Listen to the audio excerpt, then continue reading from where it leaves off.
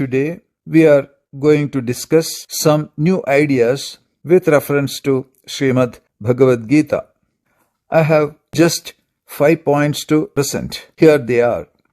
The Bhagavad Gita comes alive in a war-ridden atmosphere in the epic Mahabharata. Let us look at the situation of the all-famous Mahabharata war. Maharishi Vyasa, the author of this epic, describes the sensational story of both Pandavas and Kauravas, the princely cousins, through thousands of slokas and hundreds of events. He speaks how their rivalry often triggered hatredness, and to the end, how a war between them becomes inevitable. Vyasa Maharshi then describes that war-ridden atmosphere vividly. He describes the 18 famous Akshauhini Senas or armies that have arrived at Kurukshetra, the 11 armies of Kauravas and 7 of the Pandavas. It's only thereafter does the author Vyasa sets up the plot for Srimad Bhagavad Gita for a serious discussion between two friends, Sri Krishna and Arjuna. Remember, the war was imminent in the atmosphere, whether Bhagavad Gita scene is enacted or not. So, critically speaking, even if the Bhagavad Gita scene was not present in Mahabharata, the scenario of war is not going to be changed. That is point number 1.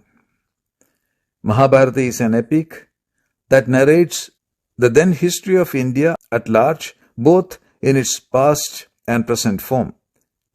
One of its special feature is Mahabharata projects humanity as a special group of species, a species standing apart in whole of the creation.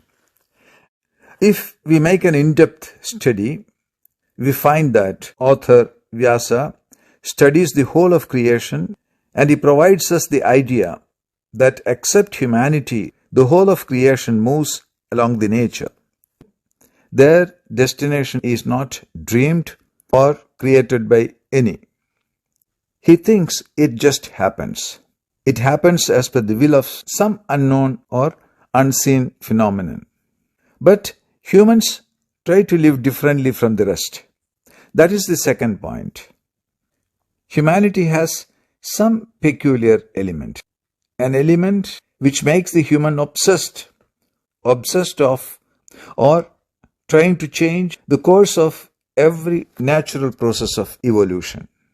But how much the human can affect the natural course of creation is anybody's guess. That is point number 3. The fourth point is based on another not so much discussed topic. That is, why is that the human on earth, each of them are so very obsessed with creating his or her own destiny. That is a dilemma. In Mahabharata, we find Maharishi Vyasa taking up this point of obsession of human, and that is the theme he presents in the plot of Srimad Bhagavad Gita. This subject becomes alive at length through a great person of that era who is none other than Sri Krishna. Sri Krishna's only point of discussion in the Gita is what human ought to aspire, then create a mountain of aspirations in life.